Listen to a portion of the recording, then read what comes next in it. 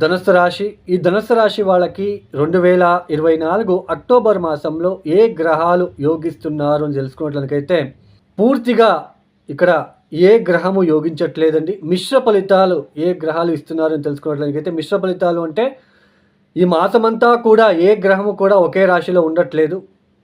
October 17 తర్వాత సూర్యుడు లాభస్థానానికి వస్తున్నాడు. తర్వాత అక్టోబర్ 10 తర్వాత బుధుడు లాభస్థానానికి వస్తున్నాడు. తర్వాత శుక్రుడు కూడా లాభస్థానంలో ఉండి మళ్ళా వ్యయస్థానానికి వచ్చేస్తున్నాడు. సో ఇలా మిశ్ర ఫలితాలు ఇచ్చే గ్రహాలు సూర్యుడు, బుధుడు, శుక్రుడు. కాస్తలో కాస్త గురువు వక్రించి సంచారం అనేది, అంటే అక్టోబర్ 9వ తేదీ తర్వాత గురువు గారు వక్రించబోతున్నారు వృషభ రాశిలో. అది కూడా కాస్తలో కాస్త కొద్దిగా ప్లస్గా మారుతుంది. ఇక్కడ ముఖ్యంగా ధనుసు రాశి వాళ్ళు సప్తమ స్థానంలో పంచమాధిపతి అయిన కుజుడు అక్టోబర్ 20వ తేదీ వరకు సప్తమ స్థానంలో ఉంటున్నాడు. ఇది కాస్తలో కాస్త ఎలా ఉంటుంది అంటే ఏదో ఒక రకంగా టెన్షన్ ఉంటుంది. భార్య లేదా భర్త మీద కావచ్చు, వృథా కోపం కావచ్చు, వ్యాపారం విషయంలో కావచ్చు, వృత్తి విషయంలో కావచ్చు, మాట్లాడే ఒక విషయంలో కావచ్చు. ఇవన్నీ కూడా కాస్త ఏదో ఒకటి ప్రమాదం, మాట్లాడేటప్పుడు రఫ్గా మాట్లాడము, ర్యాష్గా మాట్లాడము, ప్రమాదాలు తెచ్చుకోవడము, లేదా ఎక్కువగా ఖర్చులు పెట్టడము, అక్కడ లబ్ధి తక్కువ రావడము, ఇలా ఎక్కువగా ఉంటుంది. భార్య లేదా భర్త మీద చిరాకు పడడం లాంటివి, వాళ్ళ మీద ఏదో వేరే వాళ్ళ మీరేదో తప్పు అయి ఉంటుంది, భార్య భర్త మీద కొద్దిగా వాళ్ళ మీద కోపం అవ్వడము, ఎవరో చేసిన కోపానికి వీళ్ళ మీద మీరు కోపం తీర్చుకోవడము, ఇలా ఉంటుంది ఎక్కువగా. తర్వాత చతుర్థ స్థానంలో రాహువు, తర్వాత ఈ యొక్క పంచమాధిపతి అయిన కుజుడు అక్టోబర్ 20వ తేదీ తర్వాత అష్టమానికి వచ్చేస్తాడు. ఆరోగ్యం విషయంలో జాగ్రత్త, కుటుంబ విషయంలో జాగ్రత్త, అన్నదమ్ముల విషయంలో జాగ్రత్త, ఇబ్బందులు వచ్చే సూచనలు ఉంటాయి. తర్వాత మీ యొక్క ప్రాపర్టీ పత్రాల విషయంలో జాగ్రత్త. బ్లైండ్గా ఎవరిని నమ్మకండి, బ్లైండ్గా ఎవరిని నమ్మి డబ్బులు అప్పుగా ఇవ్వకండి. నాకు ఆ ప్రాపర్టీ తక్కువ రేటుకి వస్తుంది, ఈ ప్రాపర్టీ తక్కువ రేటుకి వస్తూ ఉంది అని మీరు వాళ్ళకి అడ్వాన్స్గా డబ్బులు ఇచ్చినట్లయితే మీరు కొద్దిగా నష్టపోయే సూచనలు ఉంటాయి. తర్వాత మీ ఒక ఇంపార్టెంట్ డాక్యుమెంట్ విషయంలో జాగ్రత్తగా ఉండే ప్రయత్నం చేయండి.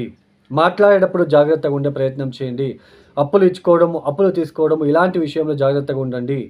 Stomach related issues, digestion system issues, ఇలాంటి ఒక ఇబ్బందులు వచ్చే సూచనలు కూడా ఉంటాయి. జాగ్రత్తగా ఉండే ప్రయత్నం చేయండి.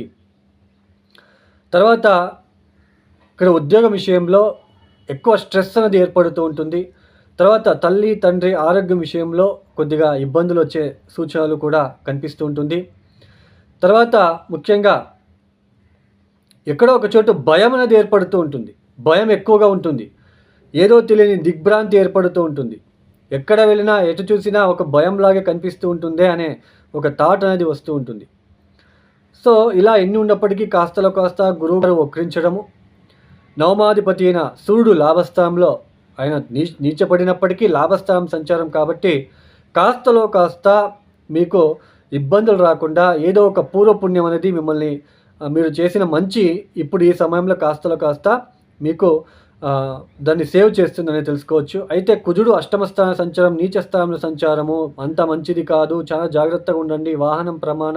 వాహనం విషయంలో వాహనం ప్రమాదం అయ్యే సూచనలు ఉంటాయి. తర్వాత నీళ్ళు విషయంలో, నీటికి సంబంధించినది అంటే స్విమ్మింగ్ రాకుండా నీళ్ళలోకి దిగడం లాంటిది, సో ఇలాంటివి చేయకండి. జాగ్రత్తగా ఉండే ప్రయత్నాలు చేసుకోండి. సో ఇలా కొద్దిగా ధనుసు రాశి వాళ్ళకి కాస్త ఎటు చూసినా కాస్త మిశ్రమ కాలము, కాస్త ఇబ్బంది కూడా ఎక్కువగా ఉండే సూచనలు ఉంటాయి. శని కుజుల ఒక సమసప్తక దృష్టిలు, అష్టమ దృష్టిలు ఇవన్నీ కూడా కాస్త మీకు ఇబ్బంది తెచ్చిపెట్టడానికి కుటుంబంలో కావచ్చు, గృహంలో కావచ్చు, ఆస్తి విషయంలో కావచ్చు ఇబ్బంది ఎక్కువగా ఉండే ఆస్కారం ఉంటుంది. తస్మాత్ జాగ్రత్తగా ఉండే ప్రయత్నం చేయండి. ధనుసు రాశి వాళ్ళు తప్పనిసరిగా నవధాన్యాలను కూడా తప్పనిసరిగా 9 రోజులు వరుసన రాత్రిపూట నానబెట్టేసి ఉదయాన్నే బెల్లంతో కలిపి రోడ్ సైడ్ ఉన్న ఆవులకో ఎద్దులకో తినిపించడానికి ప్రయత్నాలు చేసుకోండి. తర్వాత ఈ యొక్క కందిపప్పుతో చేసిన తీపి పదార్థాలని ఎవరికైనా యాచకులకు ఇవ్వడానికి ప్రయత్నం చేయండి. ఆంజనేయ స్వామి వారికి, తర్వాత సుబ్రహ్మణ్య స్వామి లేదా లక్ష్మీనరసింహ స్వామి వారికి ఒక 9 రోజులు వరుసన పాలతో కొబ్బరి బొండం నీళ్ళతో అభిషేకాలు చేయించుకోవడానికి ప్రయత్నాలు చేసుకోండి.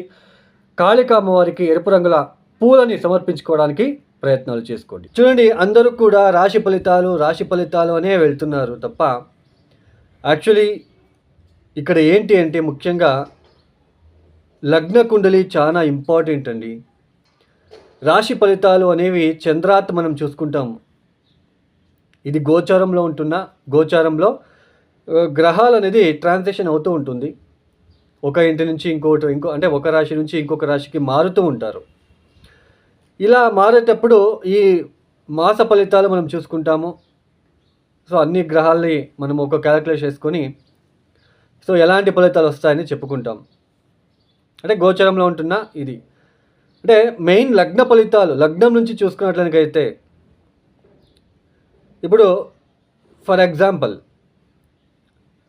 ఇక్కడ లగ్నాత్ ఇప్పుడు వృషభ లగ్నమైంది ఒక వ్యక్తి, సింహరాశి అనుకోండి. గోచరంలో గురువు లాభస్థానంలో అంటే మీనరాశిలో సంచారం చేస్తున్నాడు అనుకోండి. అదే వృషభ లగ్నం నుంచి లాభస్థానం అవుతుంది, రాశి నుంచి అష్టమ స్థానం అవుతుంది.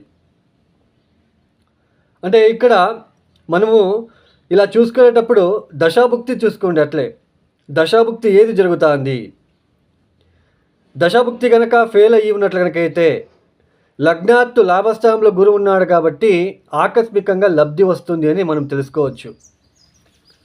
అదే గురు మహాదశనే జరుగుతుంది అనుకోండి, ఇది కూడా కొద్దిగా ఫేవరబుల్గా ఉంటుంది ఈ సంవత్సరం అని తెలుసుకోవచ్చు. ఎందుకంటే లాభస్థానంలో ఉన్నాడు కాబట్టి, గోచరంలో ఉంటున్నాడు కాబట్టి.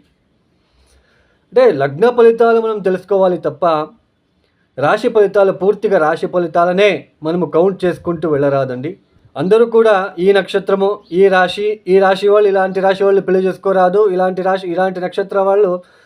నక్షత్ర వాళ్ళని పెళ్లి చేసుకోరాదు, ఇలాంటి నక్షత్రుడికి ఉద్యోగం బ్రహ్మాండంగా ఉంటుంది, ఆ నక్షత్రాధిపతికి ఆ నక్షత్రంలో పుట్టిన వ్యక్తి అసలు ఉద్యోగమే ఉండదు.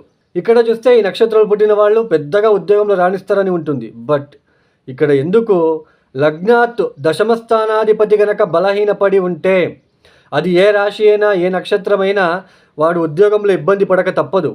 దశమాధిపతి చాలా ఇంపార్టెంట్ అండి.